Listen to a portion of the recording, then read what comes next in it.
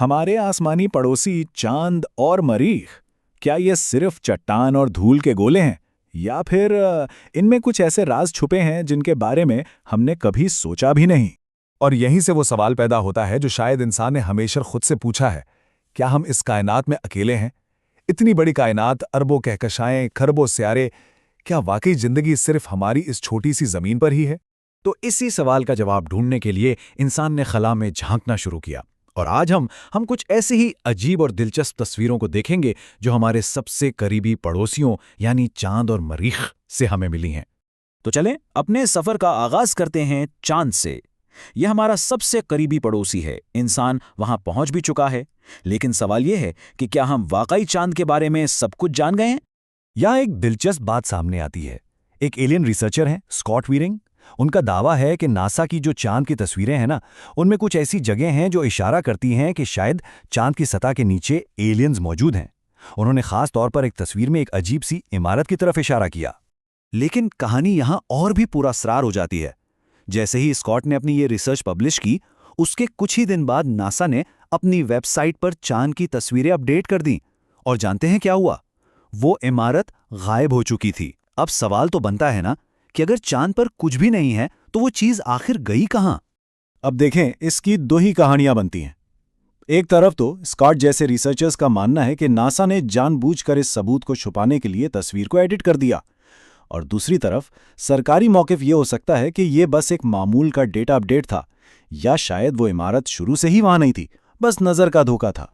अच्छा, चांद के राज सिर्फ सतह पर ही खत्म नहीं होते। साइंसदानों ने चांद की डार्क साइड पर, यानी वो हिस्सा जो हमें यहां जमीन से कभी नजर नहीं आता, उसकी सतह के नीचे एक बहुत बड़ा धात का जखीरा दरियाफ्त किया है। अब एक थियरी तो यह है कि अरबों साल पहले कोई बहुत बड़ा सैयारा चांद से टकराया था और ये उसी का मलबा है। लेकिन कुछ लोगों का यह भी मानना है कि ये किसी ज़ेरे ज़मीन एलियन तहजीब की निशानी भी हो सकती है।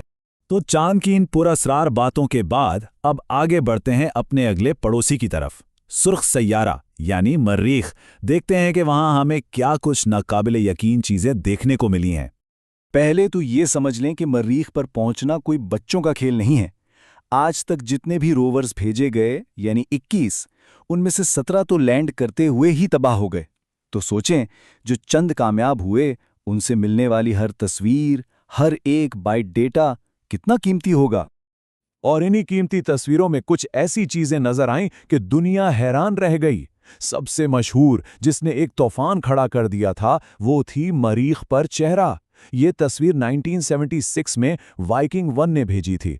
नासा का तो यही कहना है कि ये कुछ नहीं, बस एक पहाड़ है जिस पर रोशनी और साए ऐसे पड़ रहे हैं कि वो एक चेहरे जैसा लग रहा है। लेकिन बात सिर्फ इस चेहरे पर खत्म नहीं हुई। क्यूरोसिटी रोवर ने एक तस्वीर भेजी जिसमें साफ साफ एक इंसानी रान की हड्डी जैसी चीज नजर आ रही थी।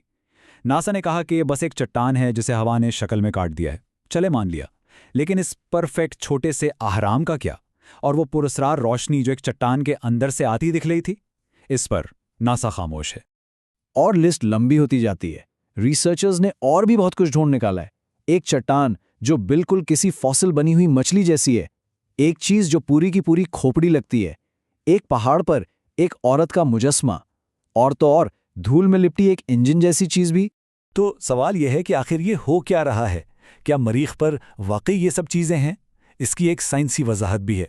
साइकोलॉजी में एक टर्म है पेरिडोलिया। इसका मतलब यह है कि हमारा दिमाग ना बेतरतीब चीज़ों में भी जानी पहचानी शक्लें ढूंढने की कोशिश करता है, जैसे बादलों में चेहरे या जानवर नजर आना। तो जब नासा कहता है कि ये रोशनी और साए का खेल है, तो वो दरअसल इसी तरफ इशारा कर रहा होता है। तो अब हम इस सारी बहस के निचोड़ पर आते हैं। हर तस्वीर और उसकी दो अलग अलग कहानियां। एक कहानी कहती है कि ये पुरानी तहजीबों के आसार हैं, एलियंस के छोड़े हुए सबूत। और दूसरी कहानी कहती है कि ये सब सिर्फ पत्थर, हवा और रोशनी का कमाल है और हमारा दिमाग हमें धोखा दे रहा है। हकीकत क्या है, ये जानना शायद बहुत ही मुश्किल है। हम तो यही कहते हैं ना कि मरीख एक बेजान बंजर सैयारा है, लेकिन क्या पता सच्चाई कुछ बिल्कुल ही मुख्तलिफ हो। तो आखिर में बस एक ही सवाल बचता है। जब हम इन दूर सैयारों की तरफ देखते हैं, तो क्या हम वाकई किसी और मखलूक के सबूत देख रहे होते हैं, या हम सिर्फ वही देख रहे होते हैं जो हम देखना चाहते हैं? क्या ये सब हमारी अपनी उम्मीदों का अक्स है जो हमें इन पत्थरों में नजर आता है?